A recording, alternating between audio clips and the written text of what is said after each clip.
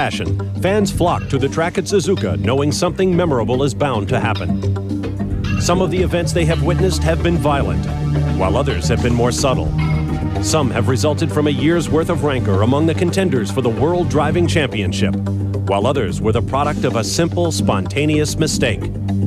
5 times in 8 years, they have seen a championship won. Today, the fans have returned to Suzuka, and something is bound to happen. ESPN Speed World welcomes you to the penultimate round of the 1995 Formula One World Driving Championship. This is the Grand Prix of Japan. Hello again, everyone. I'm Bob Varsha. Welcome to the second straight race on the island of Japan, and what a difference. From the remote TI circuit in Aida in the mountains of southern Japan, we come to Suzuka International, part of a busy vacation area. In fact, the circuit is attached to an amusement park known as Motorsports Land. We'll take a look at the point standings coming into this round of the championship. The driver's title has been clinched, the second straight for Michael Schumacher. But in second place, Damon Hill will be looking over his shoulder, trying to hold off teammate David Coulthard, with Jean Alesi and Johnny Herbert just a handful of points behind. The championship at stake is the Constructors, in many ways the more important to the teams in Formula One racing. Benetton Renault leads Williams Renault, the 3-time and defending champions, by 21 points. If it's a 16-point margin or greater at the end of the day, Benetton Renault will walk off with a sweep of the 1995 titles. With me as ever, Derek Daly. Let's get right to the daily news. There has been an unusual number of high-speed crashes this weekend. Mark Blundell's second crash of the weekend was caused by driver error, and this impact, very hard, left him in the cockpit and definitely stunned. Second big crash of the weekend, Aguri Suzuki here on the Ligier puts 2 wheels off the road, loses control, backwards into the barrier. His Formula One career is now over because he was about to announce his retirement today. Carl Wendlinger, after a promising test at Mugello in Italy, has one more chance to save his Formula One career. There is ongoing discussions with Richie Klein, president of the Las Vegas Motor Speedway, about a permanent home for the US Grand Prix at that fabulous new complex being built out there from 1997 on. Yamaha has unveiled its new V10 engine here. It is smaller, lighter, and revs to over 16,000 RPM. The rumor mill is saying that Chrysler is again looking at Formula One. Chairman Bob Eaton and President Bob Lutz, who are both motorsports fans, and perhaps enough time has now passed since their last effort to get involved was torpedoed by McLaren's Ron Dennis. The field is now away on the formation lap. Let's check out, as soon as we take a look at the map provided to us by Fuji Television in Japan, who are also the title sponsors of this race. There you see the intermediates, the track broken down into 3 sections for timing and scoring purposes. And during the course of the race, you will see various cars in their intermediate times compared to the cars that they are battling with. As you can also see, it is a wet racetrack. It has been raining intermittently all morning long since the wet warm-up this morning. And we have another wet day at Suzuka in store for the 3rd straight year. Now let's turn to our Prestone starting grid for today's lineup. On the pole for the first time since Canada 10 races ago, Michael Schumacher, who has a shot at Nigel Mansell's record of 9 wins in a single season. John Alesi in the Ferrari will be alongside. Row 2, Mika Hakkinen, just 2 weeks off appendix surgery, is back in the McLaren Mercedes, with Damon Hill alongside in the Williams Renault. Row 3 will be Gerhard Berger of Austria in the Ferrari and David Coulthard of Scotland in the second Williams Renault. Row 4 will be Eddie Irvine of Ireland in the Jordan. He has never been out of the points in this race. Heinz-Harald Frentzen will be alongside in the Sauber. Row 5 will be Johnny Herbert in the second Benetton and the second Jordan, driven by Brazilian Rubens Barrichello. Row 6, Olivier Panis of France in the Ligier, next to Mika Salo of Finland in the Tyrrell, returning the track where he started his career a year ago. Aguri Suzuki was to have been in the number 13 spot. Instead, row 7 will be Ukio Katayama of Japan in the Tyrrell and Gianni Morbidelli of Italy in the footwork. Row 8, Carl Wendlinger of Austria, returning to Sauber Ford. Pedro Lamy of Portugal in the Minardi will be next to him. Row 9 will be Luca Badua of Italy in the Minardi, next to the footwork of Japanese Taki Inoue. On row 10, Andrea Montermini of Italy in the Pacific. He's been struggling with an infection this weekend, taking antibiotics, but he will race. Pedro Diniz of Brazil in the 40 Ford will be alongside. On row 11, Roberto Moreno, who was on the podium at this race for Benetton back in 1989, teamed with Nelson Piquet. Instead, he will be attempting to start his 40 Ford from the pit lane, but he is having gearbox problems. It remains to be seen if Roberto Pupo Moreno will be able to get going today. Bertrand Gachot is back in the Pacific Ford. He will be starting alongside Moreno. And all alone on row 12, due to the odd number of cars with the failure of Suzuki to race, Mark Blundell of Great Britain, who had a terrible time trying to post a qualifier. And despite the fact that he is sore, he will race. Our top 6 in the warm-up: Hill, Schumacher, Coulthard, Alesi, Frentzen, and Irvine. 53 laps of racing to come. Pole man Michael Schumacher leads the column. He will be alongside Jean Alesi. The rest of the field comes into place for what will be a wet start. And nobody taking a gamble. They are all on Goodyear's wet weather tires, so nobody towards the back of the grid prepared to take the gamble. From high overhead, you see the rest of the field straggling into position. You can see part of that amusement park on the right. Here are our conditions: 64 degrees, negligible wind, but wet, wet, wet. A downhill blast to a very fast right-hander here at Suzuka. Remember, the green can come on anytime after the red light. Get set.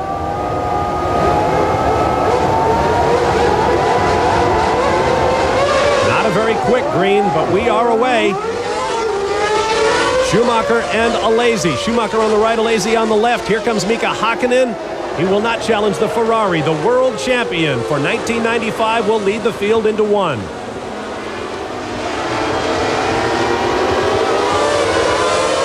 We have a spinner in the back at turn 2.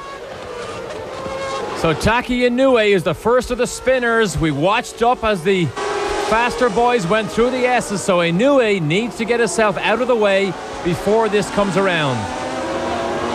Correction, that was Gianni Morbidelli, I believe, in that car. And there is Moreno, who was to have started from the pit lane. Apparently he will not. They're working on a semi-automatic gearbox, which is a part of everyone's equipment in Formula One, but they have not been able to complete a lap with it, and Moreno's race is run. That is too bad.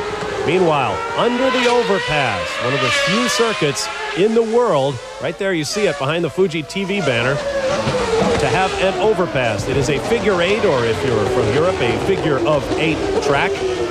Or if you're from Europe, a flyover as opposed to an underpass.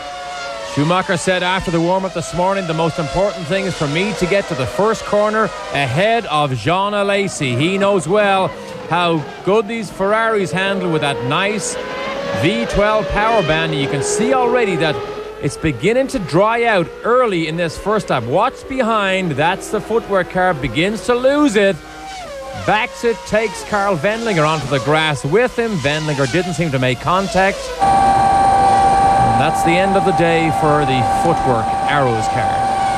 In the upper right corner of your screen, you see Japanese television showing you where the problem took place. Meanwhile, no problems whatsoever for Michael Schumacher, who actually has 2 shots at Nigel Mansell's single-season victory mark of 9.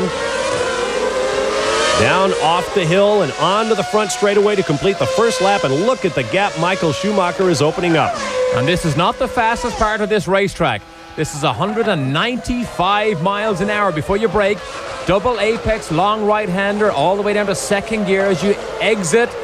See Michael Schumacher slip and slide. But there is a back section that's even faster before you get to the chicane that we just saw earlier. And the chicane we can talk about later on, because you will see a very unusual curb design at that chicane. The order at the end of the first lap: Schumacher, Alesi, Hakkinen, Hill, Irvine, Coulthard, then Gerhard Berger, Heinz-Harald Frentzen, Johnny Herbert, and Rubens Barrichello rounding out the top 10. Another look at the start. Everybody was fairly disciplined. Now you see Mika Hakkinen begins to have a little poke down the inside, gets alongside Alesi, realizes he's not close enough. Look at the spray from about row 3 or 4 back. When you become unsighted, that can begin to cause some trouble. Maybe that contributed to Morbidelli going off the road. At the top of the hill and plunging down, Michael Schumacher continues to draw away from the field, trying to put an exclamation point on his second straight World Driving Championship. Pretty much the best in the series right now. This ESPN Speed World presentation, the Formula One Grand Prix of Japan, is brought to you by Volvo. Volvo reminds you to drive safely. And by Firestone Retailers. Come in now during the sale of the season. We'll be back with more of the Grand Prix of Japan from the Suzuka circuit on a very wet day in the land of the rising sun. Stay with us. Grand Prix of Japan. Bob Varsha, Derek Daly with you. There is Michael Schumacher leading away as he has from the green light. Jean Alesi follows in the Ferrari, then Mika Hakkinen and Damon Hill. And this is, as we said earlier, one of the finest racetracks, the classic road racing track, laid out, elevation changes. Look at Schumacher slide through there with understeer. There's the flyover. Down, turns right before he gets to the hairpin. Slowest corner on the racetrack, all the way down to second gear. See, Alesi takes a wider line, understeers in, keeps the car straight. But Schumacher in control over Alesi. He needed to get the lead. Down to the spoon. This is a double apex left-hander. 180 miles an hour on the way in the dry. Third gear, down to second. Car begins to get away again. Then you accelerate. Now you begin to wind it up to the fastest part of the racetrack. Almost 200 miles an hour in the dry up the hill. Before you go into this flat left-hander, then down to the chicane. Now, when we get down to the chicane here, watch the curbing on the inside of each of the apex points. See that high build-up? That has caused some controversy, trying to keep the cars off the racetrack. Of course, anybody that does manage to slip over it severely damages the underside of these carbon fiber monocoques. Going around to complete lap 3. Still lots of water on the racetrack, as the rooster tail shows you. Schumacher with a lead of nearly 3 seconds over Alesi, then 8 seconds over Hakkinen. Hill, Irvine, and Coulthard follow in their order. The times are measured from the race leader. And once again, Schumacher sliding that car around. Here's a look at where Michael Schumacher stands. Last year he won 8 races. This year he has won 8 with 2 races left. Nigel Mansell's mark of 9 is the number to beat. But those 2 seasons, 94 and 95, have made Michael Schumacher the winningest driver in Formula One history over back-to-back Grand Prix seasons. Down to Johnny Herbert running in 9th. This is 9th. 10th is Frentzen. Panis is 11th, and Mika Salo is running in 12th. There are the top back-to-back seasons in Formula One history, and Michael Schumacher leads them with 16 victories. Everyone tippy-toeing around pretty gently. You see the different line there by Damon Hill. Goes down the inside to see, can he squeeze past Mika Hakkinen. Back inside now with Damon Hill. You can see the track beginning to dry. Elevation changes. Again under braking. This is the spoon. 130 feet of elevation changes from the highest to the lowest points of this racetrack. As you can see, it's rather dry as well here in Japan in the autumn. Extra seats added for this race, bringing the total capacity to about 150,000. And for the first time in memory, this is the 9th running of the Japanese Grand Prix at Suzuka. For the first time, it was not a sellout. Of course, it's been a busy year in Japan. There is a bit of a recession going on. The Japanese Baseball World Series just concluded recently, as did our own in the United States. Congratulations to my Atlanta Braves. They also, of course, had back-to-back Grand Prix. Now, John Alesi in second place has picked up a jump start penalty. We understand Gerhard Berger, his teammate, will also be slapped. There it is. So, this controversial start line system that is catching so many people out now catches the complete Ferrari team. Remember, if you stop and all 4 wheels of the car are stopped on the start line, if at any time after that you roll forward, even if the light has not gone green, even if you stop again, you are judged to have jumped the start. Even if you've stopped, remember, by the time the green light comes on. Very frustrating. Alesi runs in second, Gerhard Berger in seventh, and both will be required to make a stop. You can bet there will be some words afterwards, particularly with Alesi. He was very vocal this weekend about his team. Bob, we were surprised to see some of his comments after he had one of his crashes earlier. It almost sounded as if he blamed his team for not knowing or not telling him what happened to the car. Lots of steering wheel input as Jean Alesi struggles with that Ferrari. Alesi said it is very difficult to drive when no one will tell you clearly what is wrong with the car. The team, for its part, says that they could find nothing wrong, and when they did eventually find that a pushrod had broken, that they thought it had happened after the crash or after Alesi went off. So lots of back and forth between Jean Alesi and his team. They will part ways following the season finale on the streets of Adelaide, Australia. And at the rate they are going, it will not be an amicable parting. So Alesi comes in to answer the black flag. And I wish we could hear his radio. I wish we could plug in just to hear what he's saying now on the radio. What a frustration this can be for a driver. Everybody just barrels by. You now go right to the tail end of the field, and all the work you did during practice and qualifying is now pitched out the window because you have to now get in the middle of the mix here with drivers much, much slower than you were. And that looks as if he has gone down to at least 11th or 12th because Panis, we just saw him in the Ligier, was running 12th. There is Gerhard Berger picking up spray from the car ahead. He will have a stop to make. That's David Coulthard running in 6th place right ahead of him. David Coulthard not having a good weekend, having been so spectacular.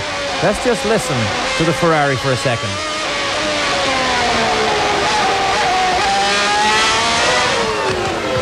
Feathering that throttle, trying to get about 700 horsepower to a very wet and slick racetrack.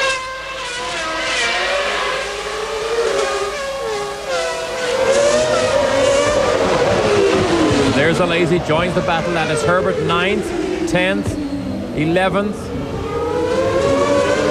And Herbert right in the mix there behind Heinz-Harald Frentzen. And it is a lot of work to do no matter how fast you are, because everybody knows he's been in the pit lane and they have no duty to make things easy. They are not obliged to move over at all. It's Rubens Barrichello just ahead of them in 7th. Again, trying to match the pace of his teammate who has so many miles, Eddie Irvine, so many testing and race miles here at Suzuka, having spent 4 years of his racing career thrashing around the racetracks of Japan, as many of these Formula One drivers have. Look at this. Woohoo! Alesi had a notion about using that little bit. What that is the part of the pit entrance. And now Gerhard Berger comes in to serve his penalty. As Derek mentioned, they have built up the curbs in that chicane to try to keep cars from clipping the corners. Berger, for his part, jumped a high curb this weekend and destroyed the monocoque of his Ferrari, one of 3 or 4 cars that were written off during the practice and qualifying. And we can presume that Berger will join at least behind Jean Alesi and Frentzen, who are now 9th and 10th. So by the time all this shakes out, the 2 red Ferraris have a lot of work to do. A few empty seats in the grandstand, and why not? A general admission ticket for this race goes the equivalent of $160 US. We'll be back. Suzuka Circuit. Bob Varsha, Derek Daly with you as Jean Alesi slices up the inside of Johnny Herbert, trying to separate the Englishman from 9th, but he will not do it. Oh, he didn't pull it off. There are only 3. Oh, down the inside of the high speed on the left-hander. That is a dangerous move. Remember Mansell in the Williams last year trying to pull that move off. Under braking here. He's back in the pits. He is in the pit lane. This is a gamble. He's about to take the first gamble here because he will be the first driver to go onto slick tires. Fights for the control of the Ferrari. Dangerous thing to do in that very narrow pit entrance. The crew awaits with hot slicks. Took the gamble at the Nürburgring and it almost paid off, and he's about to take a gamble here again. Running in 8th place, he'll be back down the grid, but he'll be the first man on wet weather tires, which he hopes will be a benefit in about 3 to 4 or 5 laps time. Oh, what a handful this is going to be now. In case you're wondering why they did not do this when he was called in, you cannot make a pit stop while you're being called in to serve a time penalty. And the key is to keep this baby on the black stuff until this track begins to dry out. He will get a good indication as to how long it'll be before he'll be competitive, because the cars that are screaming down behind him are on the wet weather tires.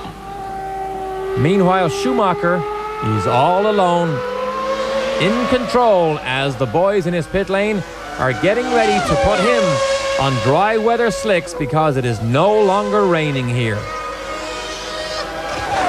Schumacher leads from Hakkinen, who took over second place when Alesi pitted to serve his penalty. Damon Hill is third now, Eddie Irvine fourth, David Coulthard fifth.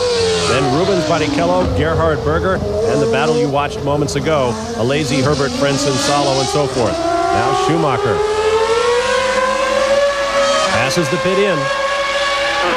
And Schumacher now fully recovered from a hangover. Yes, indeed, he had a drunken brawl of a celebration on Sunday night. Drank way too much beer, followed it by way too much wine, and by his own admission, couldn't even think of the World Championship by the time he laid his head on the pillow that night. Drunk as a monkey was there, Michael, and now fully recovered. Looked out over a press room full of veteran journalists and said, "You must not mix beer and wine." Oh yeah, Michael, I'm sure that came as news to that crowd. Now Johnny Herbert pits. And he's not alone. It's going to be a very busy pit lane here for the next few minutes. Interesting strategy here to bring Herbert in first. Perhaps that will be to judge how quickly he can go on the slick weather tire. Oh! He's off. Alesi is off. And did we just say it? The most important thing is that Alesi keeps this Ferrari on the black stuff. And that sure looked like a bit of a kiss of the barrier to me. Maybe it was just a simple spin. We joined it a little bit late on his in-car camera. Pieces of the car hanging off on the left-hand side. Is that tape or is that a piece of bodywork broken? Hard to tell from here. Looks like it might be tape. Ooh. Last time we saw that at Monza, it turned out to be the wiring for his onboard cameras after one of them had fallen off and nearly beheaded Gerhard Berger in the process. Now here's another look. Behind Pedro Lamy in the Minardi, Alesi tries to go around the outside. Oh, and he gets forced off. Look at this. Bucking Bronco over the sandpit. Does lose control, and Jean Todt chews on his toothpick and wonders, is there any damage done? But Alesi's hanging on here. Whatever Jean Todt had for lunch is bubbling in his stomach now, watching his men bounce around. Now, word from the corners is that Gerhard Berger has also had a spin. We have not seen it yet. Part of the gamble when you go on these dry weather tires. And here's a number 2 attempt to pass Pedro Lamy. This is a safe one. I think Lamy did see what happened and was a bit courteous here as Damon Hill peels off to the pit lane for Williams. Slick tires going on the championship runner-up. A lot at stake for Damon Hill. Both he and his teammate David Coulthard were given a fairly severe talking to by the team's technical director, Patrick Head, following events last week at AIDA, Japan.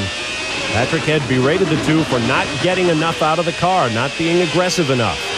And of course, things got worse than they got here because Damon Hill was so disappointed. Here it is from in-car replay of, I believe this is Jean Alesi again. Loses it. Simple spin, bucking Bronco. Lucky he didn't kiss that tire wall. There's a complete 360 and gets on his way again. And one of them makes another pit stop. I think that might be Gerhard Berger getting onto slick tires. Yes, it was, because that's Jean Alesi right there, still struggling to keep the pointy end forward. Jean Alesi, meanwhile, has set fastest lap. And in so doing, he's probably covered about an extra quarter of a mile or so going back and forth across the racetrack, some of it backwards. But that is his particular genius. And that is what has endeared Jean Alesi to Ferrari fans the world over. And that, in large part, is why they will mourn his absence next year when he and Gerhard Berger will go to Benetton. His exciting style is something to watch, particularly in these type of conditions here. Now Schumacher, and that looks like him.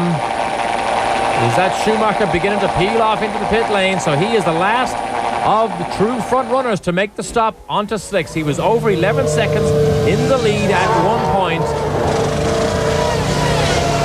He said earlier that he wants Ferrari to finish as high as possible, not because he likes the team, 8.4 seconds, good stop, but because he wants Ferrari to take World Championship points away from this team here.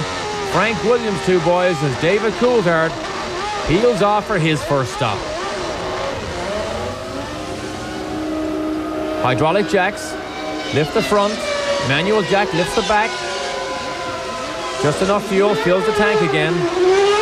Good stop for Coulthard. That means he won't catch anything on Michael Schumacher. Again, the key is to keep the car on the road in these difficult conditions on the outlap. There's proof that the gamble was worth it for Jean Alesi. Fastest laps now beginning to catch and pass a lot of those midfield runners that got in his way after that frustrating 10-second penalty.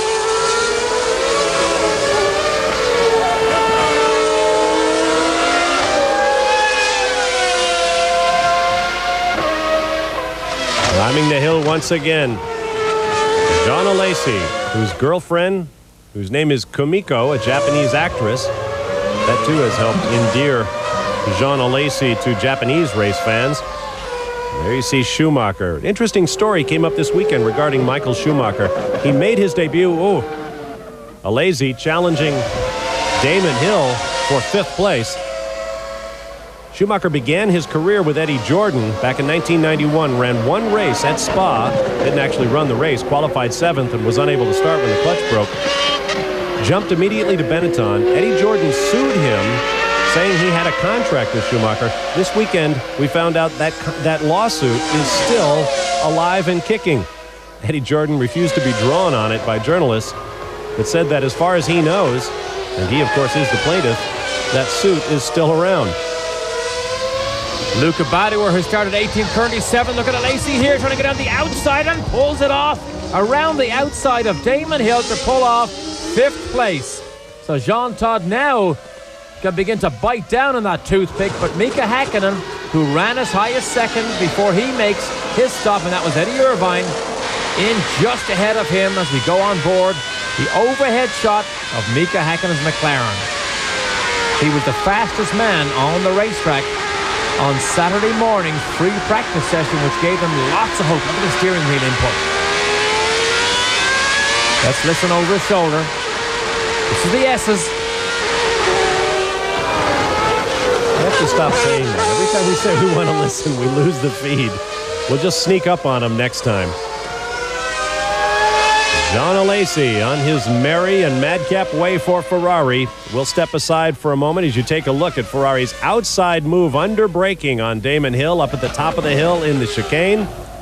And you see him, Bob, get the rear end loose under braking, locks those rears and just pulls it onto line. And Frank looks through his eyebrows that his man gave up the position. Meanwhile, Jean Todt gives his man an attaboy, in French no doubt. We'll be back to Japan in a moment. Of Japan, Michael Schumacher leads Jean Alesi, Damon Hill, Mika Hakkinen, Eddie Irvine, and David Coulthard as a rash of pit stops to move from wet to dry weather slicks have jumbled our order at the top of this field. While we're away, that man, Jean Alesi, reset fast lap. He's done it 3 times in the first 12 laps of this race. And Alesi is absolutely driving like a man possessed. He's absolutely wild. He's already been off the racetrack, did a 360, flew through the air, went backwards, and he's traveling over a second a lap quicker than the race leader, Michael Schumacher, who's obviously being nice and careful. But could Jean Alesi reel him in here? 2 more races left for Ferrari as the Japanese day begins to come to an end as Katayama throws the Tyrrell into the guardrail, and if the engine is stalled, He's there. He is there for the day. Jackie Inoue is now their only representative. And quite frankly, he's not much to cheer about. Ukio Katayama made his 60th Formula One Grand Prix start today. By comparison, Damon Hill made his 50th. Hard to believe that Katayama has more starts than Hill, but that is the case. Lost it at the S's. These are so fast and so difficult, and in these conditions, when you've just put slick tires on, here it is, he loses it on the way in. Nothing he can do except hang on. Look at the great job those tire walls do. Saves the car, saves the driver. Believe it or not, that crash that you saw Mark Blundell have earlier on, these carbon fiber monocoques are so strong that it did not destroy that monocoque. It was rebuilt, and Mark Blundell was able to use it. He is currently running in 17th place, having started last. That was a 176-mile-an-hour crash for Mark Blundell. Now look at this. Flashing through a spot of water on the track. John Alesi is absolutely rocketing around this racetrack. I mean, he is a man possessed. We have watched him fight with the steering wheel here, trying to keep this car in control. It was 4.2 earlier. It's not 4.2 now. John Alesi started second on lap 3. He was second. Then he had to make his penalty pit stop for jumping the start on lap 6. He dropped back to 10th, picked up 4 places in 3 laps, and in the next 3 laps, another 4 places. 8 places in 6 laps to get to second place. And just a little bit further back, 9th and 10th, is another Benetton Ferrari battle. Gerhard Berger didn't make his way through the difficult conditions as well as his teammate, John Alesi, but he still fights with the Benetton with Johnny Herbert. Whoa, you see that? As Coulthard flashes out past Eddie Irvine. Very delicate first and second turns here. Downhill, right-handers. Very easy to get away from you. Look at Barrichello trying to get by Eddie Irvine also. One of the 40 cars moves aside. That looked like Denise, but the two Jordan boys in a fight here. Remember, Irvine, so much more experience here. And John Alesi continues to reel in Michael Schumacher. We may have a real battle on our hands here. Schumacher's car, obviously, on slick tires, not as good as it was earlier when we saw him on wet weather tires. There it is. There's first, and there's second.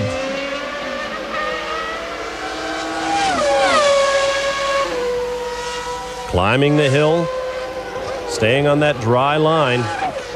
Michael Schumacher now surely knows that Alesi is closing. Alesi wants to prove a point.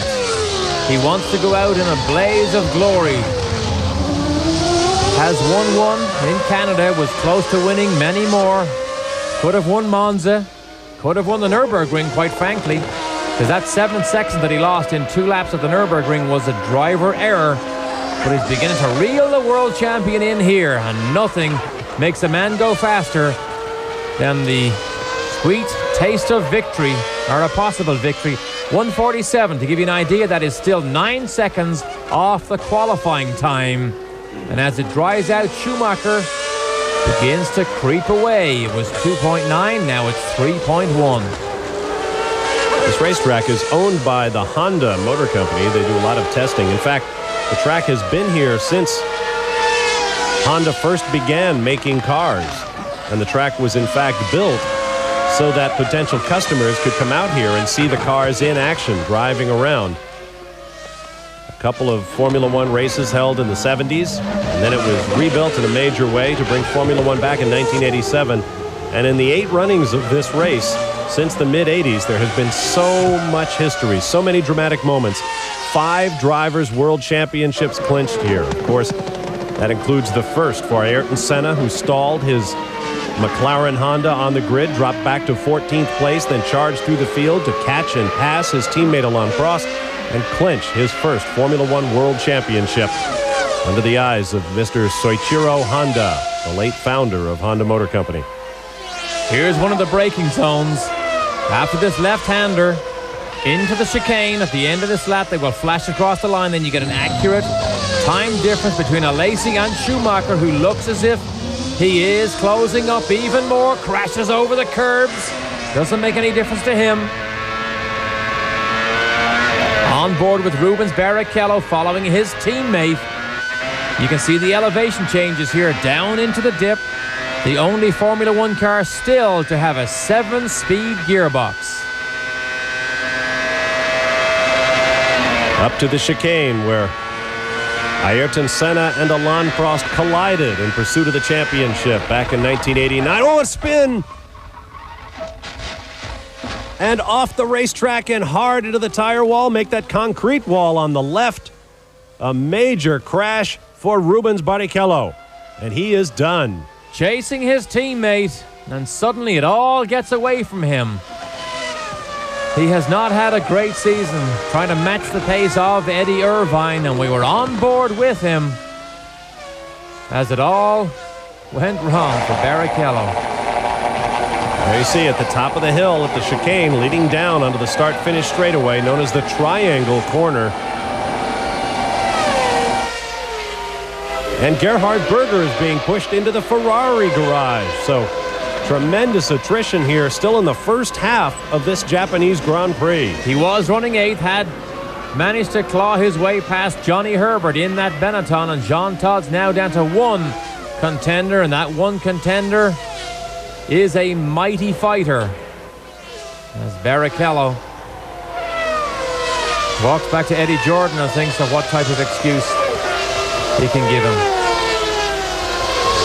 We'll take this opportunity for a quick timeout, assuming nothing else happens in the next few seconds, and we will be back to Suzuka, Japan in just a moment.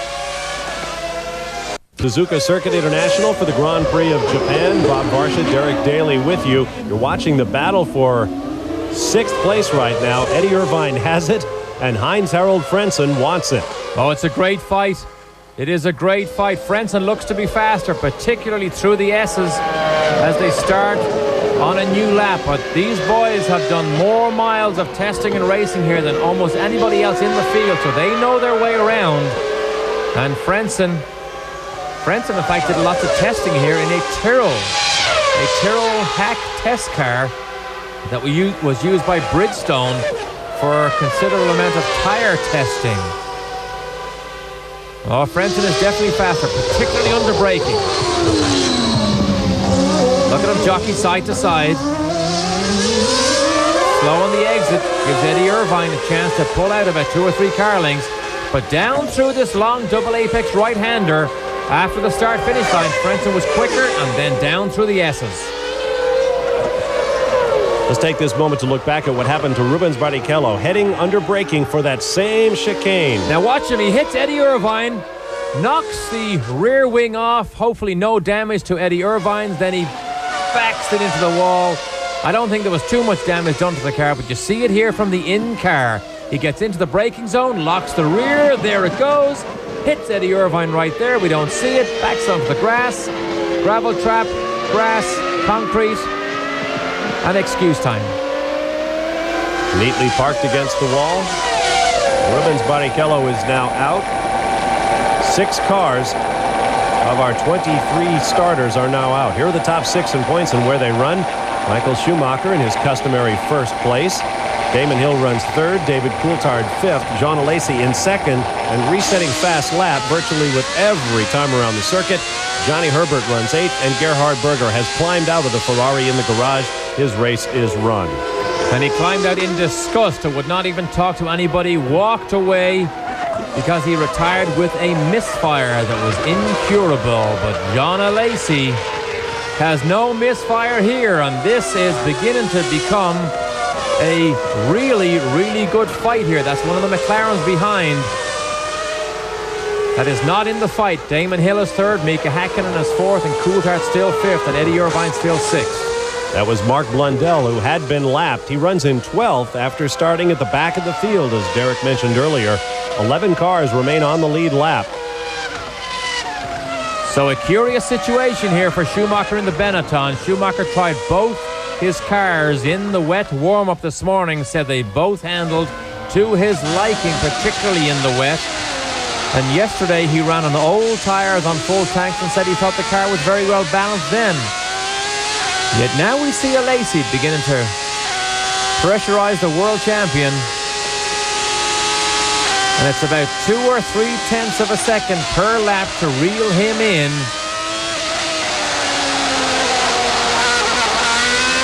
Hear him play with the throttle. Next year, these men will exchange cars. Alesi will go to the Benetton. Michael Schumacher will go to the Ferrari. Coming up now on Luca Badois, who's running in a pretty strong 11th place. We're not used to seeing the Minardi up there.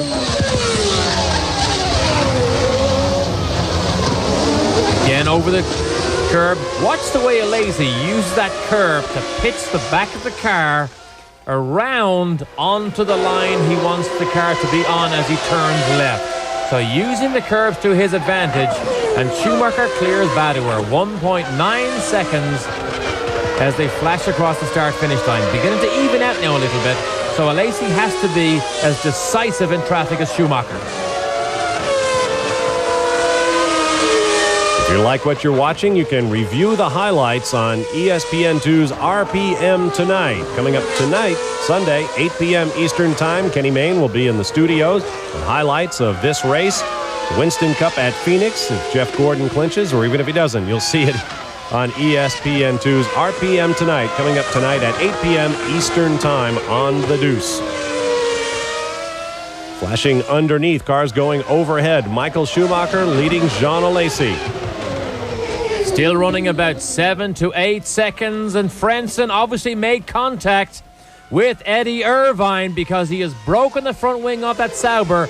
And where is Eddie Irvine? Oh, he's a long way back before he tries this outbreak maneuver. Very ambitious, tries to get away with it. Oh, he clouts Irvine, drop kicks him, puts him off the road. He keeps it running. Wheel spins, both rear wheels. That was a very ambitious move by Heinz-Harald Frentzen. You could see when he locked up the front brakes that he knew there was a no hope of pulling that off. And now suddenly he dropped way, way back the order. Jean Alesi continues to stalk Michael Schumacher as they flash downhill in front of grandstands full of Japanese fans. And they come around to complete a lap as we approach the halfway mark of this race, going down at a pretty good clip considering the wet conditions. With a flick of the tail, the world champion leads Jean Alesi. We'll be back. At the Grand Prix of Japan, 1st to 5th. The time you saw on your screen, here is our running order. Schumacher, Alesi running very close together. Damon Hill is 3rd, Mika Hakkinen 4th, David Coulthard 5th, and Eddie Irvine remains in 6th, the final points-paying position, despite being involved in a tangle with Heinz-Harald Frentzen. Frentzen reported to the pits to replace the nose of his car. Meanwhile, Eddie Irvine soldiered on. And the 2 fastest cars on the racetrack now. Here's a replay again of Frentzen trying to come inside Irvine. Watch him lock the front wheels. Look, locks the front wheels, the left front, the right still rotates, knowing that he's not going to make it. Eddie Irvine, thankfully for him, kept that engine running without any damage to that rear suspension. But the 2 fastest cars on the racetrack at the moment is Jean Alesi and David Coulthard. They are trading fastest laps at the moment, with Alesi having just resetted in his chase here of the youngest ever 2-time world champion, back-to-back world champion.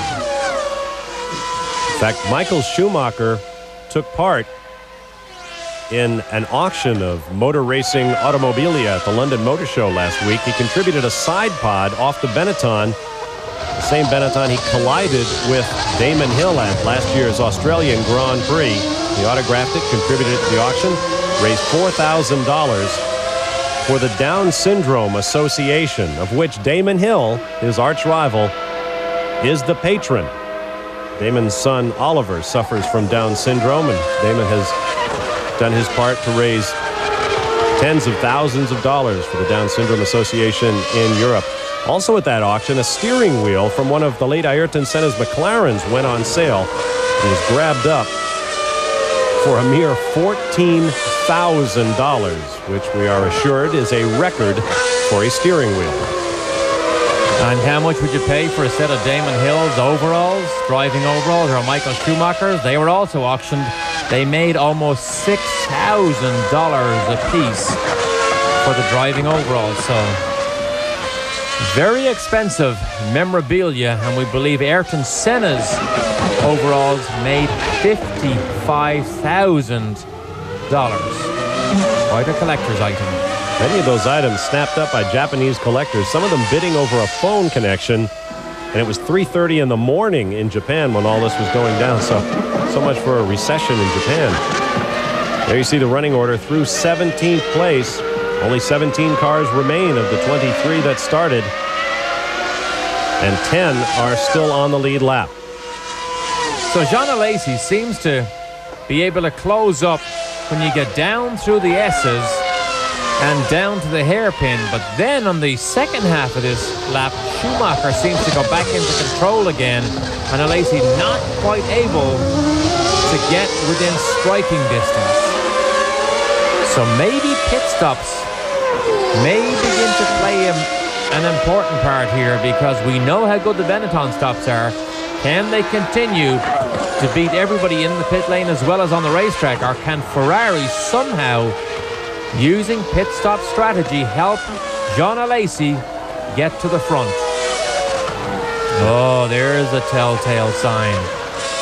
There's a telltale sign now that tells Jean Alesi, I'm about to get my act together here. The track is just about dry enough for me to show the true potential of this Benetton with the Renault V10. And that will certainly dishearten Jean Alesi, who, for my money at the moment, is the driver of this race because of that 10-second penalty he served earlier that put him from second place all the way back to 16th. Well, watching these guys thread the needle on that dry line at these speeds is really something to watch. Through the hairpin, hard acceleration coming up the hill. Looks like Alesi got over on the wet part. Or has Jean Alesi had a problem? Was that smoke out of the back of the Ferrari? I think it is. Yes, it is. A telltale sign for Schumacher to Alesi, and now a telltale sign for Alesi to Jean Todt. Because the day is over, both Ferraris are out. Exactly what Schumacher did not want for the Constructors' Championship. He needed the Ferraris to take points away from the Williams cars. That will not happen. Arm in the air, signaling he is slowing down. Jean Alesi will have to make a dive for the pit lane. Now he will pull it off, it appears. That looked like oil coming out, so if he could see a trace of oil, he will pull it off the racetrack. Look how rough that grass area is offline. But the V12 engine, we haven't seen many of those blow up this year, but Damon Hill now moves over to second place. Mika Hakkinen is third. David Coulthard is fourth. Eddie Irvine now fifth. And the second Benetton, Johnny Herbert, moves into the top six. One of the unique little bulldozers or tractors they use to move disabled cars around the circuit here in Japan. That also performs a pretty important function, getting between those corner marshals and the oncoming race cars. As Jean Todt walks back to the garage, his work on the pit wall is now finished, but it is only beginning back in the transporter. Getting back to that point about the corner workers, you will recall a year ago when the clouds opened over this racetrack in mid-race, Martin Brundle slithered off the track and clouded one of the corner workers, breaking a leg in the process. A very, very scary moment. No doubt they have all been briefed on that this weekend. And Alesi says, go ahead, take her away. Takes the steering wheel off to get out of the car. Puts it back on to get back in. But here's the battle. Schumacher is 20 seconds up the road from Damon Hill. With that, we'll take a timeout and return for more of the next to last round of the 1995 season from Suzuka. Grand Prix of Japan. Great view of a chain link fence around the Suzuka circuit. You ride with race leader Michael Schumacher, who is suddenly a very relieved man, having just set fast lap of the race. He also knows that his immediate pursuer, Jean Alesi, has suffered engine meltdown in the Ferrari. And somehow Schumacher always seems to come out on top.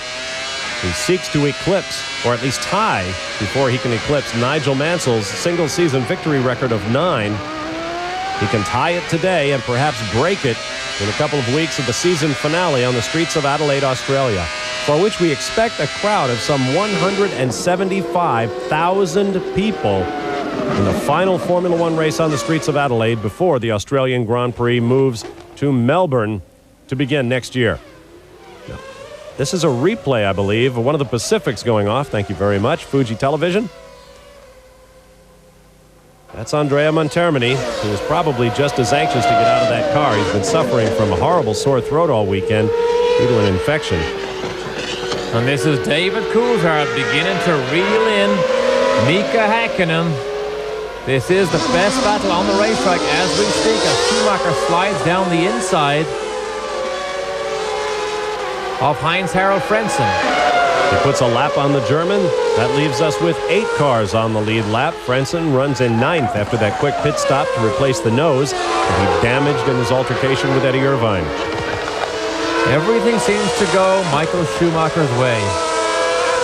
Just when John Alesi looked as if he had a car that might be able to challenge him, it blows up. We've seen him earlier on this year start anywhere back to 16th on the grid. Whether it was wet or dry didn't make any difference. He still found a way to win. So as David Coulthard puts the pressure on Mika Häkkinen is only just under 6 seconds behind Damon Hill on board with Mika. There's an impressive sight. Mercedes setting fastest lap.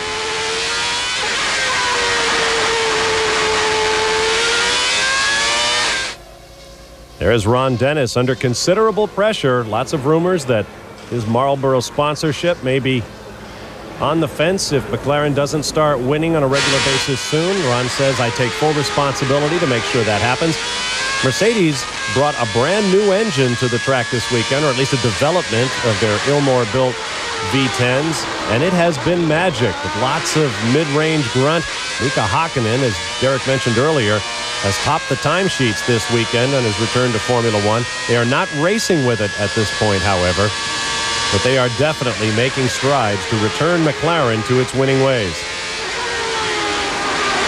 Ron Dennis also was furious this weekend at suggestions that Roger Penske may have a prominent management role to be played in the future of McLaren Formula One, McLaren International. He said, absolutely not. We have no interest in becoming involved in IndyCar, and Roger Penske has no interest in becoming involved in Formula One. We do not know whether that's true or not, as Mika Häkkinen peels off down the pit lane.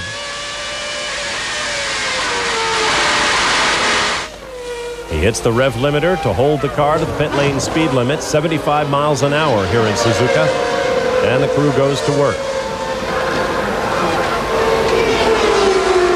We saw Ron Dennis come down from the pit wall in preparation for this pit stop.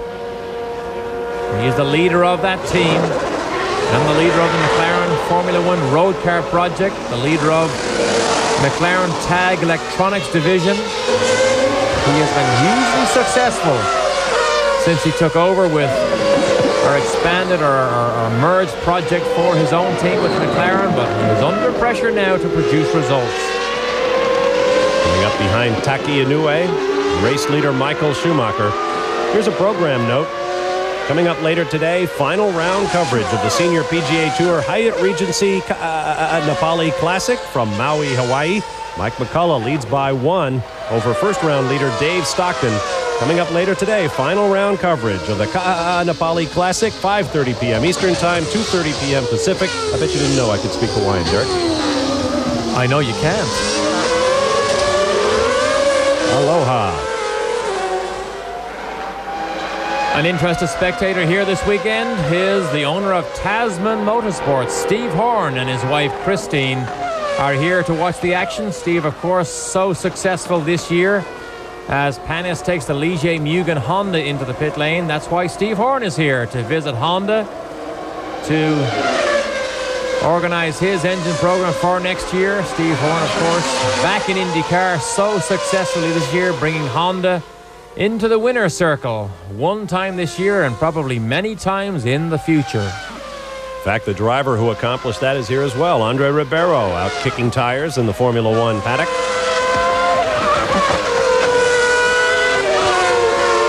Michael Schumacher looking for his record-tying, potentially, 9th Grand Prix victory of the year. There you see, 18.9 seconds up the road from the second-place car of Damon Hill. We'll be back. Grand Prix of Japan, Damon Hill, who has had so much disappointment this year, runs in second place to, who else? Michael Schumacher. We are just past the halfway point in this 53-lap race.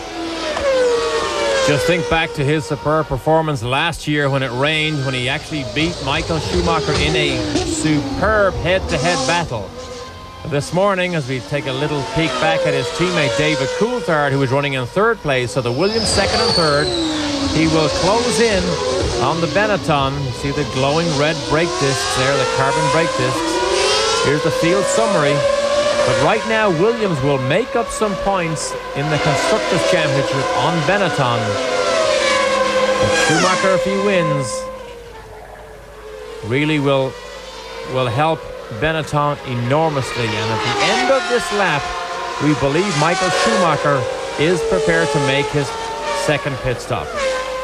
Ironically, the cars from Benetton and Williams, respectively, are running in the same positions as the ones they finished the last race in Aida, Japan in. Schumacher and Herbert running first. Well, I've changed that. Johnny Herbert has gotten around Eddie Irvine and runs fifth. While Damon Hill are second and third.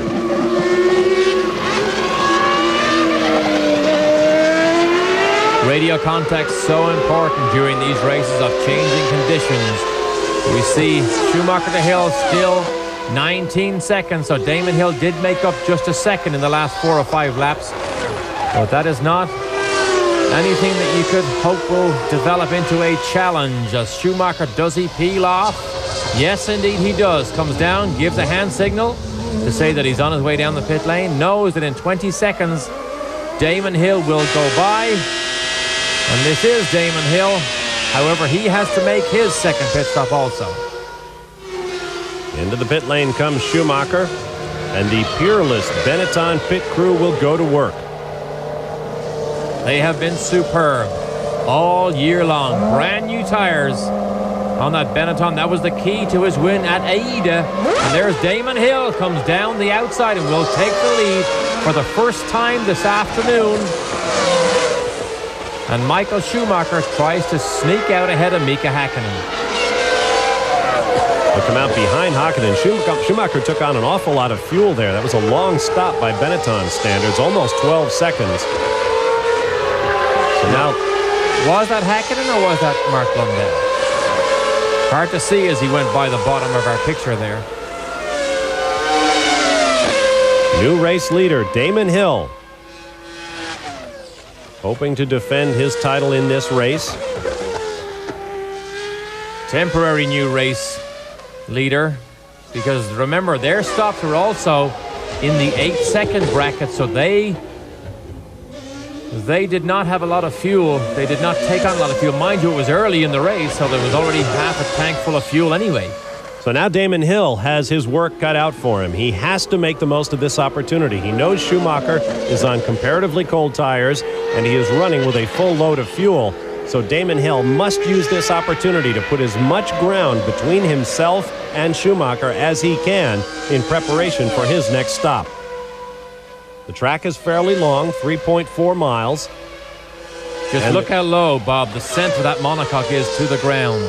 In fact, in practice, he had an interesting situation because they ran the car so low to the ground, it created so much friction, it actually scorched his behind because the wood got so much heat into the carbon fiber floor of the car.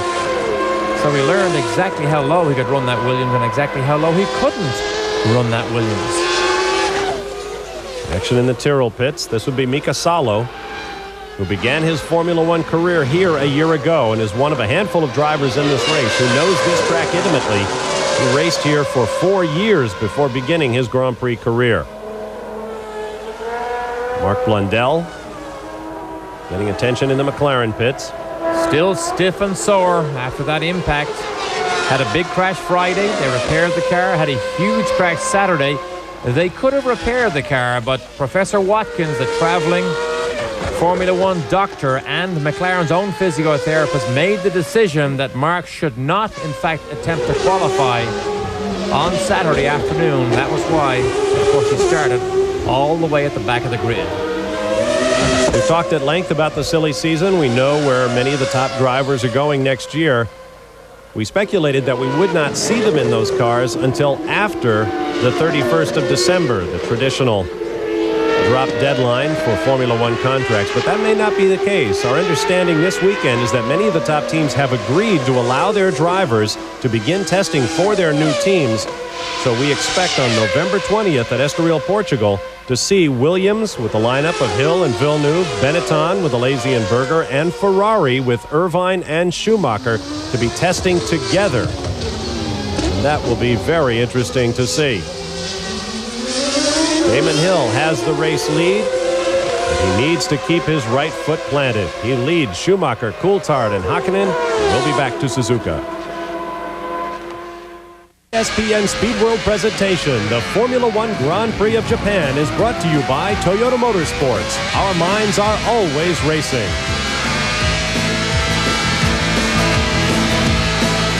Back at the Grand Prix of Japan, Bob Varsha, Derek Daly with you. 33 laps of 53 are complete, and Damon Hill leads Michael Schumacher by just under 10 seconds. David Coulthard, 14.5 seconds behind the leader, followed by Mika Hakkinen, Johnny Herbert, and Eddie Irvine in the top 6 points-paying positions. And that 9 seconds will become less and less as these laps roll on, because Michael Schumacher just set fastest lap of the race at a 42.9, which is still more than 4 seconds off the pace of qualifying. You can see why, because of all those damp patches as Damon Hill peels off for his, David Coulthard peels off for his pit stop. Incredibly narrow pit lane here in Suzuka. Coulthard comes in under the paired flags of the Union Jack and the Tricolor, Great Britain and France. Britain for the chassis, France for the engine. Is that tricolor or tricolor? Tricolor, mon ami. Engine stuttering on the rev limiter as Coulthard leaves the pit lane. Meanwhile, Michael Schumacher, running in second place, has Pedro Diniz up ahead. This is just what, it was what Damon Hill wanted. And of course, Michael Schumacher wastes no time at all with slower traffic. Of course, Michael Schumacher now has the respect of people like Diniz, because when they see him in their mirrors, they simply pull off the racetrack, which was something that Ayrton Senna enjoyed for many years.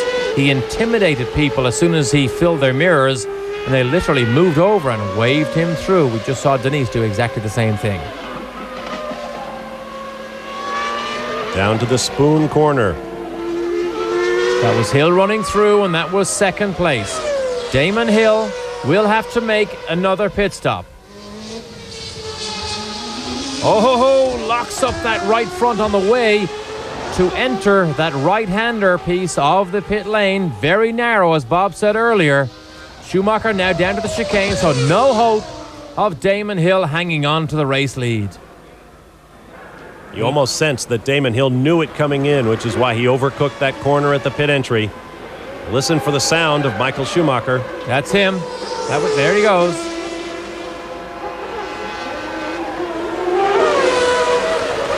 Damon is down and back underway, but it will not be enough. With 18 laps remaining, Michael Schumacher finds himself out front again. And now it might become a battle between the teammates as Damon Hill comes out just right ahead of Olivier Panis, or Olive as the team affectionately know him as. No word yet whether he will stay in the Ligier seat next year. Rumor mill has it that Ligier are interested in pursuing Pedro Diniz. Why? Well, because he might have as much as $8 million of financial backing from a conglomerate of Brazilian sponsors. So that will certainly pave the way for Diniz if he does have that big a chicken's neck. Well, we could get a couple of them to sponsor our programs. We could all make lots of money. From high overhead to some dank skies above the Suzuka circuit. These long shots are great. They give you an idea of just how fast these cars are going. To watch just a tiny speck rocketing around a ribbon of racetrack. There's the running order. Schumacher having taken over from Damon Hill on Hill's pit stop. Coulthard runs third behind his teammate. Hakkinen, Herbert, and Irvine. 2 Williams cars and 2 Benettons in the points. Let's take this opportunity to check out our Haviland race recap. Michael Schumacher, as mentioned, is the race leader. Has led for a couple of laps since taking over. 4 lead changes among 3 drivers. Flavio Briatore, who runs the Benetton team for Luciano Benetton, looks on. Cars out of the race. There are 7 of them. Make that 8 of them. Make that 9 of them as Pedro Diniz parks the 40 Ford alongside the tire wall.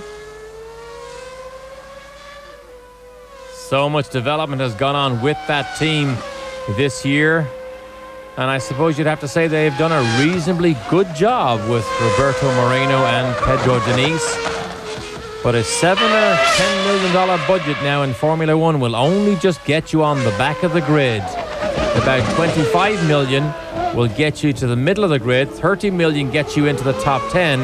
And $50 to $100 million, that is 50 for the cars and 50 for the engine program, gets you to be a winner and a contender for the World Championship.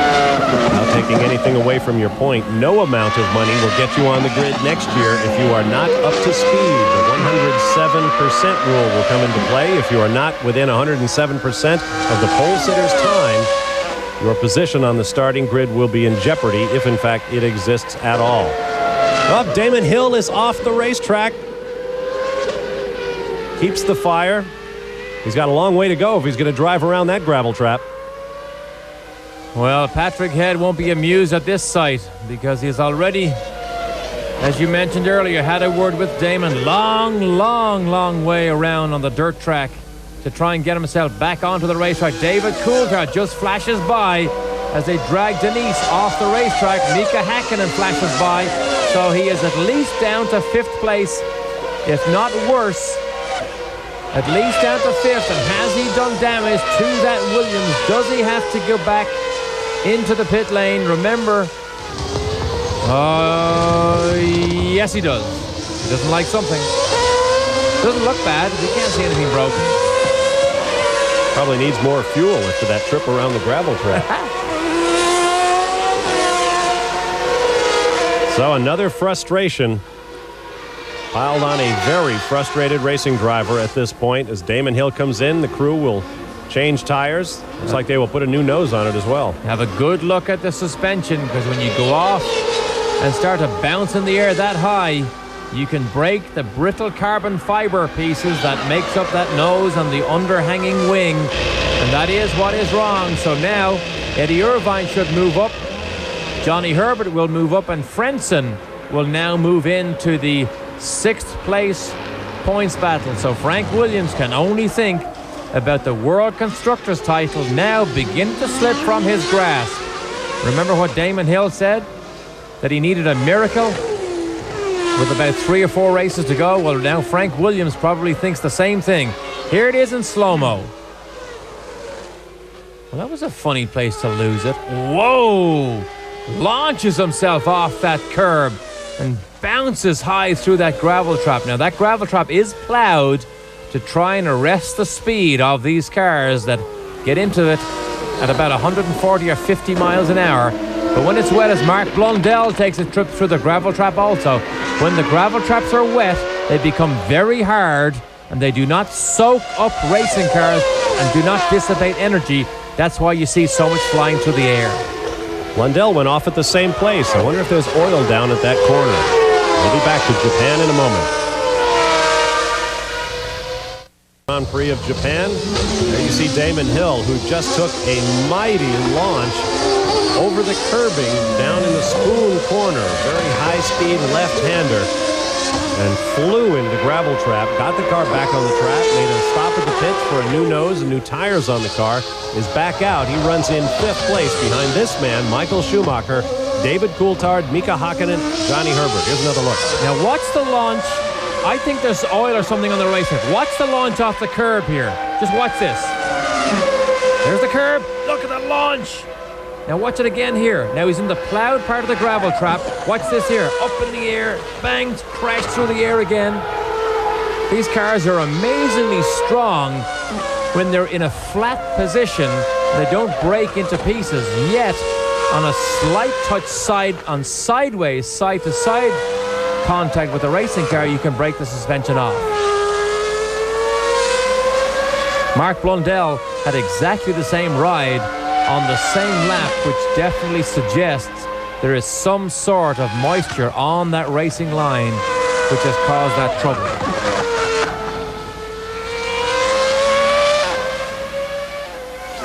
Down under the overpass, heading down for the hairpin.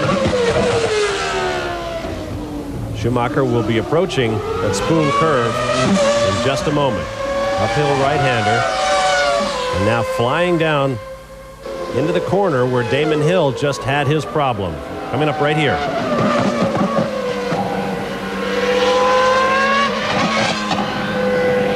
We can only presume that at this stage, having seen 2 cars fly off the road, that the flag marshals have the yellow flags out there to warn everybody, as Wendlinger, who was on his last chance to save his Formula One career, makes his way back out, and he was not in the top 10. He was 11th before he made that pit stop. 1 lap down. Let me expand a little bit on what I mentioned earlier about the Las Vegas International Speedway. David Coulthard is off in the same position, exactly the same corner. So undoubtedly there is something on the racing line that is causing these cars to fly off the racetrack. I don't see any damage. So maybe David Coulthard can simply continue on. But what a rough ride that is for these. Oh, he's in all sorts of trouble. Ooh, and hard into the tires.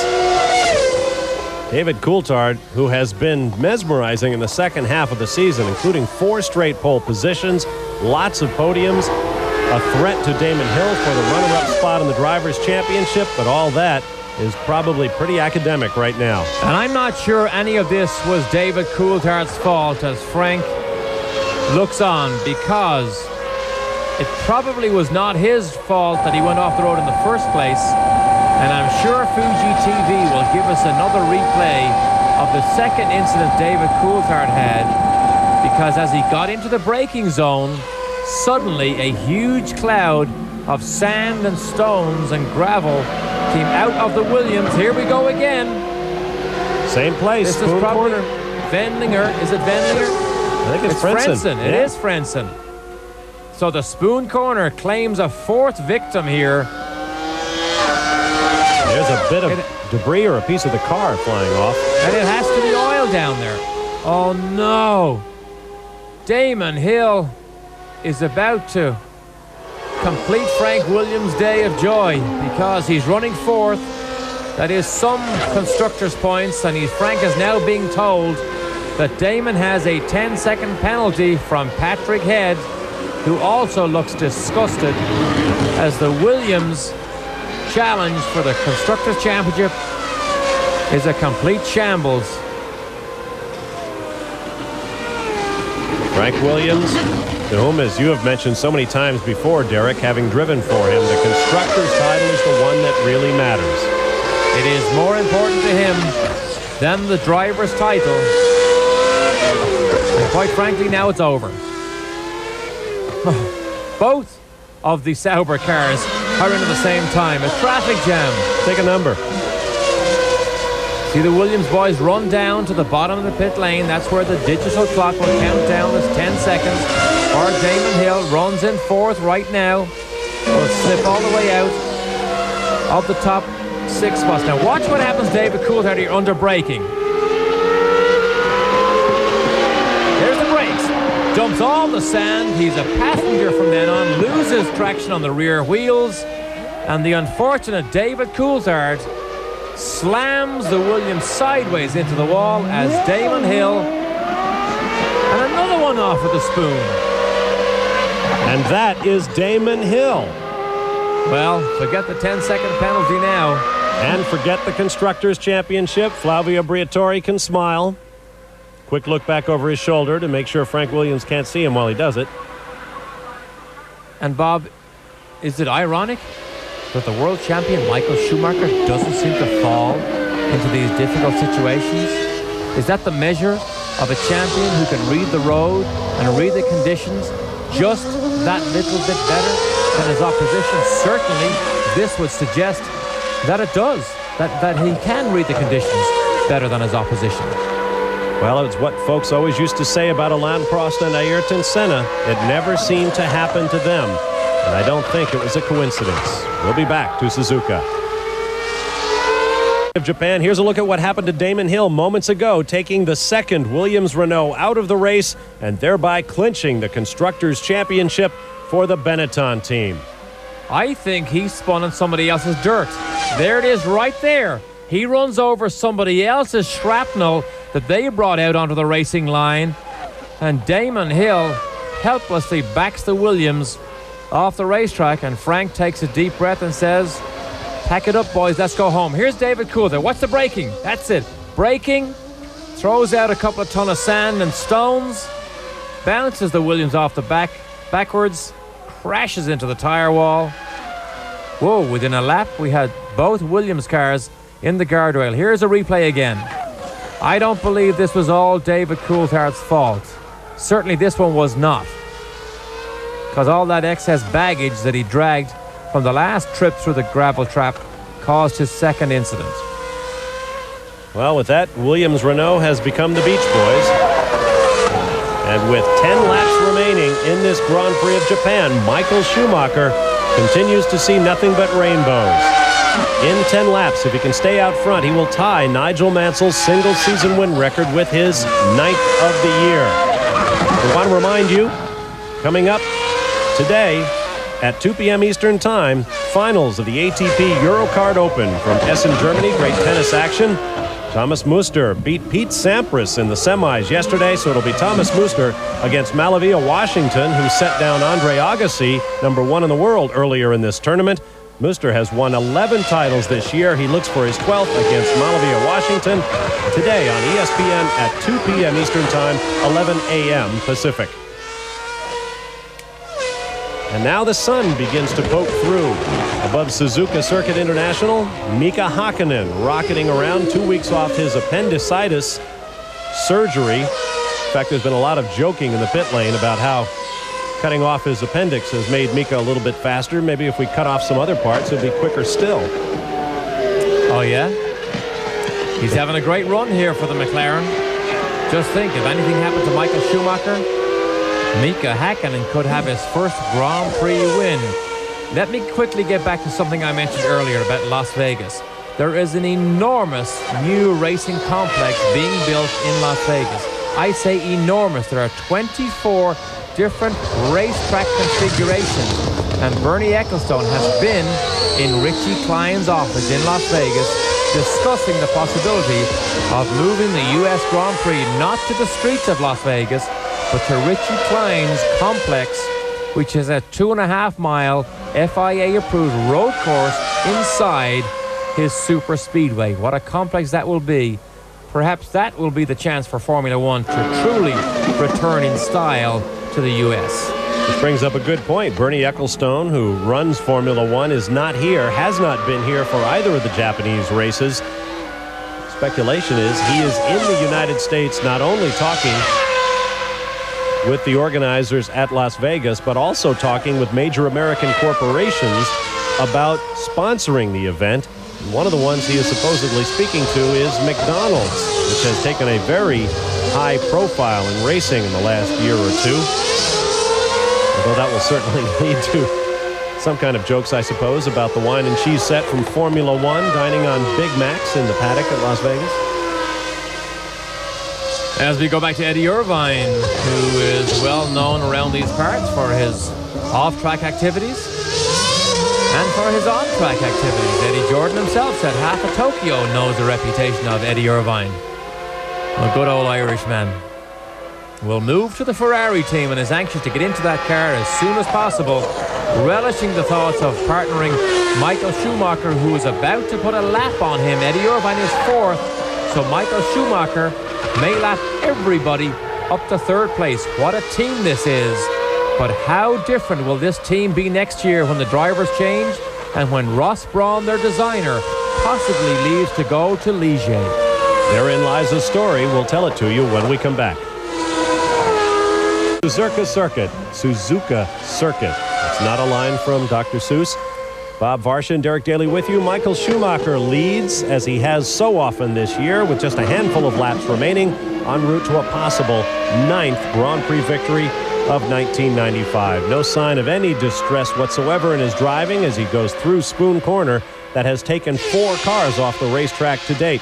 Let's get back to what you were saying a moment ago, Derek, about what a team Benetton will be in 1996. This weekend, Tom Walkinshaw, who is the technical director for Benetton and also runs the Ligier operation, was asked point blank what his plans are for next year. Where will he be? All Tom would be drawn on was Benetton will be a very different squad next year, and it would certainly be nice to take a team like Ligier and help it to take the next step up. Is that enough answer for you, Flavio? Yes, indeed. He will move away from any management association with Benetton and will take over the more prominent role at Ligier. And just remember, every single racing team that Tom Walkinshaw has become involved with at a high level, he has brought to success. And he believes that he can make Ligier a world championship contender and a possible world championship winner in the years to come. But you know, one of the missing pieces of the puzzle, he is looking for the next young potential Michael Schumacher of the future. He believes that's a part of the puzzle he does not have his finger on yet, and that is a vital part of his team's building process. And they will be conducting a cattle call later this year to test some young drivers in the Ligier and see what they come up with. Speaking of winners, coming up at 11:45 a.m. Eastern Time, the best NFL pregame show on television, NFL Game Day here on ESPN with Chris, Tom, Joe, and Sterling. Among the topics they'll be discussing, the debut of Deion Sanders as a Cowboy, with or without a contract. The 49ers' Ken Norton Jr. reunited with his dad recently. That's a great story. What has happened to the Dolphins? All this and more coming up on NFL Game Day. Chris Berman, Tom Jackson, Joe Theismann, Sterling Sharp. Did I say Tom Jones? He was a singer, wasn't he? Well, Tom Jackson's a pretty good singer, actually. Anyway, they're all coming at you at 11:45, so don't miss it.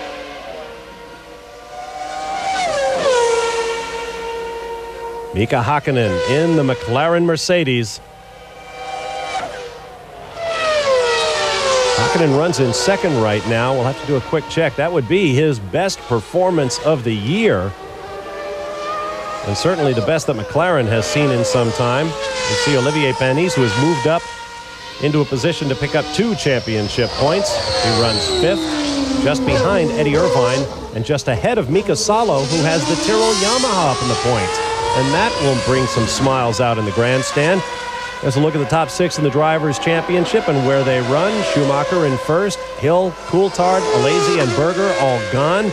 Johnny Herbert runs third for the 1995 Constructors World Champions from Benetton Renault. One of the big discussions in the paddock over breakfast was, how do we get out of this racetrack with so many fans here in Japan that want to swarm over every piece of racetrack and road in and out of here, because most of these drivers want to stay in the Pacific Rim and holiday before they slip on down to Australia, and they want to get to their destination tonight as quickly as possible. So there are all sorts of escape routes already planned to get out of this racetrack as soon as this race is over. And it is such a tough break. We'll hear in Australia about all the miserable times they had in places like Bali, Tahiti, New Zealand, up on the Gold Coast of Australia, mate.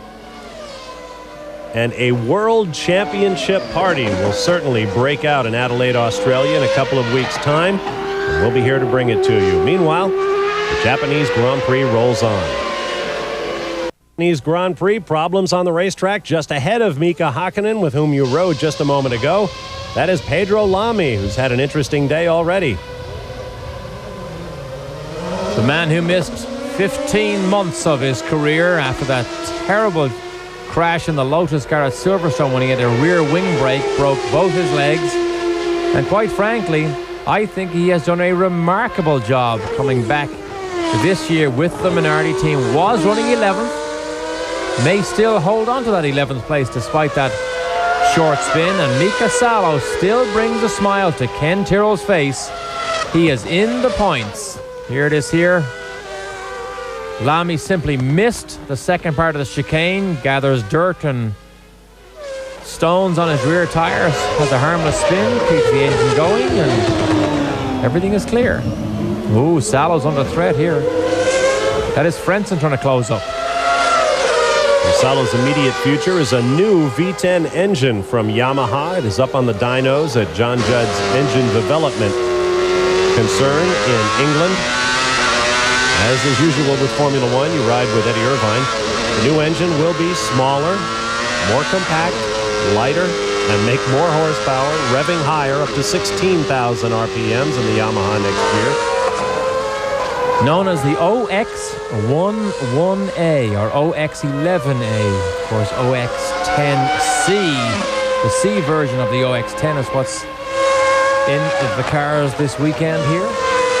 It is reliable, but it's not powerful.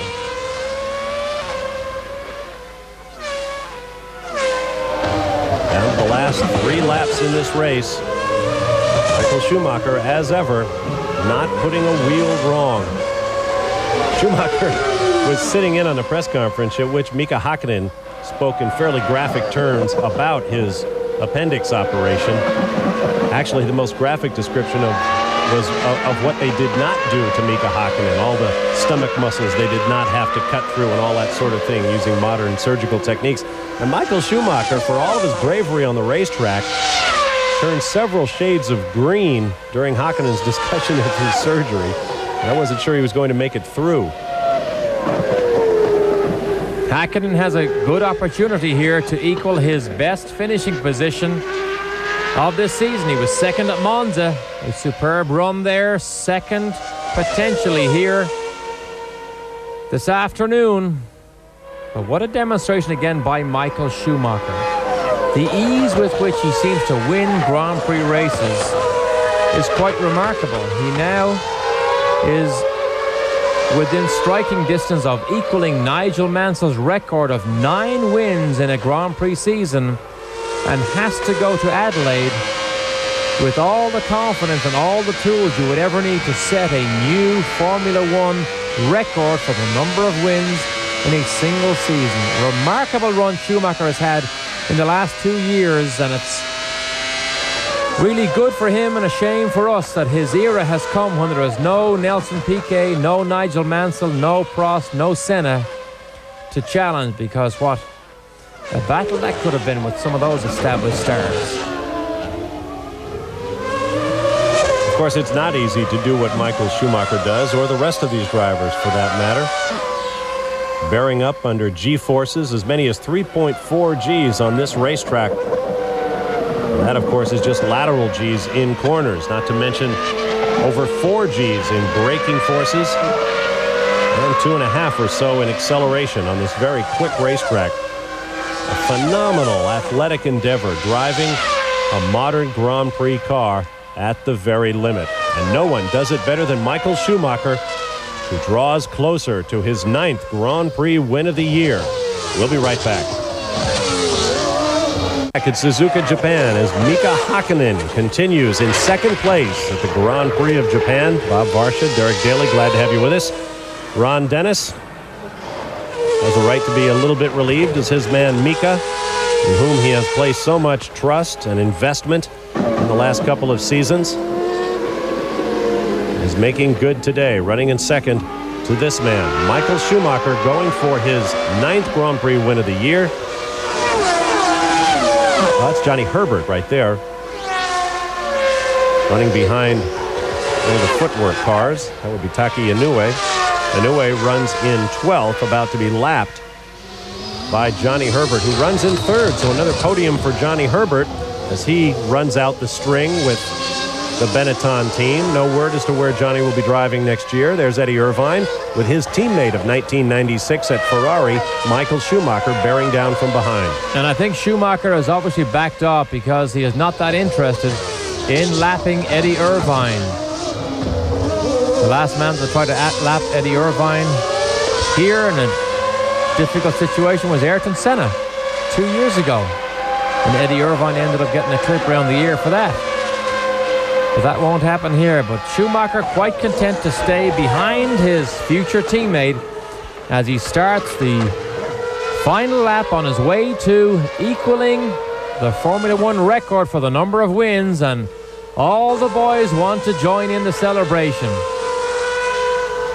Somewhere in the English-speaking world, Nigel Mansell is no doubt looking on as his record of 9 wins in a season is about to be matched, with one chance remaining for Michael Schumacher to break it in the season finale on the streets of Adelaide. Ironically, a 17th race was added to the normally 16-race Formula One calendar this year. That because of a certain amount of question over whether or not the races at Monza, at Aida, Japan, which took place a year ago, and at the Hungaroring would actually take place. So rather than coming up frightfully short, an extra race was added. And it will provide Michael Schumacher with the opportunity to win 10 Grand Prix races in a season, something no man has ever done before. He will also take over the statistical mantle of winningest driver in Formula One history over 2 seasons. We've seen lots of mishaps this weekend. Another mishap befell Goodyear engineer Janet Melia, where in Aida, she ended up with a cast on a broken arm. Well, we think it's broken because depending on which Japanese doctor you speak to, one says it's broken, the other says it isn't. So get well soon, Janet, as Michael Schumacher waves. It's all over. Flavio Briatore with his cap on backwards. Fist in the air to welcome his man home. Once again, Michael Schumacher has done it with a combination of incredible skill, matchless pit strategy, tremendous mechanical reliability, and whatever else you care to name. He is the whole package in 1995. There is Mika Hakkinen, who will pick up 2nd place. A spectacular performance for the McLaren Mercedes team as they try to work their way back to competitiveness, matching Mika Hakkinen's best performance of the year. Finishing unofficially in 3rd, Johnny Herbert, punctuating Benetton's first Constructors' World Championship with 2 drivers on the podium. That was a quick graphic of Mika Salo, who just beat Mark Blundell for that final points-paying position. So McLaren overall had a superb day with 2nd, and then Mark Blundell came from last on the grid all the way up to 7th. Flavio Briatore conducting an interview on his way to the podium, where we will see our top finishers in just a moment. There is Johnny Herbert. Congratulations to him. He'll be back. This ESPN Speed World presentation, the Formula One Grand Prix of Japan, has been brought to you by Texaco Haviland Formula 3 Motor Oil. Add more life to your car. Take it to the star. And by the Rude High-Efficiency 90-Plus Gas Furnace. You can rely on Rude. Back at Suzuka, Japan, here's a look at the results of the Grand Prix of Japan for 1995. Michael Schumacher, with his 9th win of 95, ties Nigel Mansell's all-time single-season win record in Formula One competition. Mika Hakkinen matches his best of 95 in 2nd, and Johnny Herbert in 3rd puts 2 Benettons on the podium, accentuating their first Constructors' title. Eddie Irvine, Olivier Panis, and Mika Salo round out the 6 points-paying positions.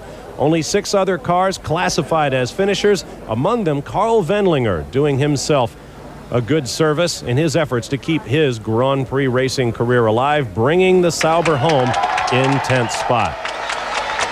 As our top finishers mount the podium, Derek Daly, Michael Schumacher, simply looking bulletproof at this point. There's no doubt that Benetton will find it difficult to fill the huge void left when Michael Schumacher takes his considerable talent to Ferrari for next season. And if he is as good as he looks, particularly today when he seems to just stay away from all the problems and make it look easy, if he's that good, perhaps we are looking at a man who may win 3 World Championships in a row, starting again with Ferrari next year. Mika Hakkinen looking very relieved to bring McLaren back to the podium, where they have spent so much time in the past. As a look at the Drivers' Championship points, Schumacher, of course, had clinched coming in, but a great battle for third between David Coulthard, Johnny Herbert, and Jean Alesi, all bunched within 7 points.